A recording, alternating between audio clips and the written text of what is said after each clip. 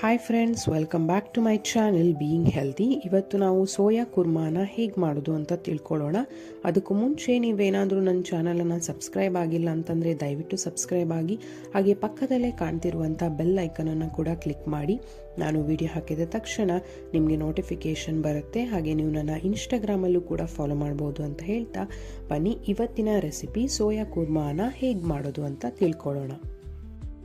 ಮೊದಲಿಗೆ ಒಂದು ಬೌಲ್ನಲ್ಲಿ ಸೋಯಾ ಚಂಕ್ಸನ್ನು ತಗೊಂಡು ಅದಕ್ಕೆ ನಾವು ಬೆಚ್ಚಗಿನ ನೀರನ್ನು ಅದಕ್ಕೆ ಆ್ಯಡ್ ಮಾಡಿಕೊಂಡು ಸ್ವಲ್ಪ ಉಪ್ಪನ್ನು ಕೂಡ ಸೇರಿಸ್ಕೊಂಡು ಹಾಗೆ ಅರ್ಧ ಗಂಟೆಗಳ ಕಾಲ ನೆನೆಯಲು ಬಿಟ್ಬಿಡಬೇಕು.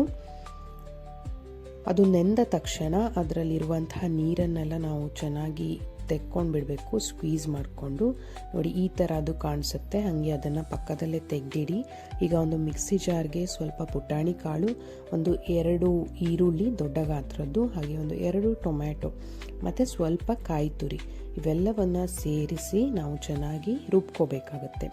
ಈಗ ಒಂದು ಬಾಣಲೆಗೆ ನಾನು ಸ್ವಲ್ಪ ಎಣ್ಣೆಯನ್ನು ಹಾಕಿ ಅದು ಕಾದ ತಕ್ಷಣ 2 ಜಾಪತ್ರೆ, ಹಾಗೆ ಒಂದು 3 ಚಕ್ಕೆ, ಸ್ವಲ್ಪ ಸೋಂಪು, ಅರ್ಧ ಚಮಚ ಆಗುವಷ್ಟು ಸೋಂಪನ್ನು ನಾನಿಲ್ಲಿ ತಗೊಂಡಿದ್ದೀನಿ. ಹಾಗೆ ಒಂದು 8ರಿಂದ 9 ಕಾಳು ಮೆಣಸಿನ ಕಾಳು, ಹಾಗೆ ಸ್ವಲ್ಪ ಜೀರಿಗೆ. ಸೋಂಪಿನ ಪ್ರಮಾಣದಷ್ಟೇ ಜೀರಿಗೆನ ಸೇರಿಸ್ಕೋಬೇಕು. ನಂತರ ನಾವೇನು ಪೇಸ್ಟ್ ಮಾಡಿದ್ದೀವಿ ನೋಡಿ, ಆ ಮಿಶ್ರಣವನ್ನು ನಾವು ಒಗ್ಗರಣೆಗೆ ಹಾಕೋಬೇಕಾಗತ್ತೆ. ನಂತರ ಇದಕ್ಕೆ ಸ್ವಲ್ಪ ನೀರನ್ನು ಕೂಡ ಸೇರಿಸ್ಕೊಂಡು ಚೆನ್ನಾಗಿ ಅದು ಕುದಿ ಬರುವ ತನಕ ಹಾಗೆ ಬಿಟ್ಬಿಡೋಣ. 1 ಚಮಚ ಆಗುವಷ್ಟು ಶುಂಠಿ ಬೆಳ್ಳುಳ್ಳಿ ಪೇಸ್ಟನ್ನು ಕೂಡ ನಾನಿಲ್ಲಿ ಸೇರಿಸ್ಕೊತಿದ್ದೀನಿ.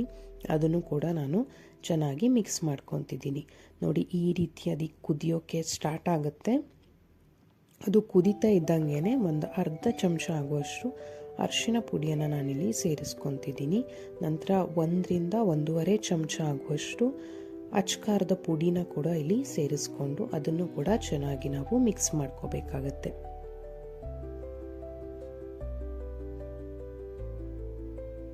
ನಂತರ ಅರ್ಧ ಚಮಚ ಆಗುವಷ್ಟು ಕೊತ್ತಂಬರಿ ಪುಡಿ, ಹಾಗೆ ಅರ್ಧ ಚಮಚ ಆಗುವಷ್ಟು ಗರಂ ಮಸಾಲ ಇವನ್ನು ಕೂಡ ನಾನು ಚೆನ್ನಾಗಿ ಮಿಕ್ಸ್ ಮಾಡ್ಕೊತಿದ್ದೀನಿ.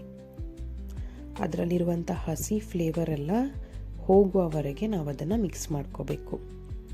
ನಂತರ ರುಚಿಗೆ ತಕ್ಕಷ್ಟು ಉಪ್ಪನ್ನು ಕೂಡ ನಾನಿಲ್ಲಿ ಸೇರಿಸ್ಕೊಂಡು ಅದನ್ನು ಕೂಡ ಚೆನ್ನಾಗಿ ಮಿಕ್ಸ್ ಮಾಡಿಕೊಂಡು, ಈಗ ಇದು ಕುದೀತಾ ಇದ್ದಂಗೆ ನಾವೇನು ತಯಾರು ಮಾಡಿಟ್ಕೊಂಡಿದ್ದೀವಲ್ಲ ಸೋಯಾ, ಅದನ್ನು ಹಾಕ್ಕೊಂಡು ಸೋಯಾ ಮತ್ತು ಮಿಶ್ರಣವನ್ನು ನಾವು ಚೆನ್ನಾಗಿ ಮಿಕ್ಸ್ ಮಾಡಿಕೊಂಡು ಅರ್ಧ ಲಿಂಬೆಹಣ್ಣನ್ನು ಕೂಡ ಇದಕ್ಕೆ ಸೇರಿಸ್ಕೊಂಡು ಮೇಲ್ಗಡೆ ಸ್ವಲ್ಪ ಕಸ್ತೂರಿ ಮೇಥಿ ಹಾಗೆ ಕೊತ್ತಂಬರಿ ಸೊಪ್ಪು ಇವೆಲ್ಲವನ್ನು ಹಾಕಿ ನಾವು ಚೆನ್ನಾಗಿ ಮಿಕ್ಸನ್ನು ಮಾಡ್ಕೋಬೇಕು. ಮೇಲ್ಗಡೆ ಸ್ವಲ್ಪ ಬೆಣ್ಣೆಯನ್ನು ಹಾಕಿ ಅದನ್ನು ಕೂಡ ಮಿಕ್ಸ್ ಮಾಡಿದ್ರೆ ನಮ್ಮ healthy and tasty soya kurma ಸವಿಯಲು ಸಿದ್ಧವಾಗಿರುತ್ತೆ. ನಿಮ್ಮ ಫ್ರೆಂಡ್ಸ್ ಮತ್ತು ಫ್ಯಾಮಿಲಿ ಜೊತೆ ಇದನ್ನು ತಿಂದು ಎಂಜಾಯ್ ಮಾಡಿ. ಮುಂದಿನ ರೆಸಿಪಿ ಜೊತೆ ಸಿಗೋಣ. ಅಲ್ಲಿ ತನಕ ಬಾಯ್.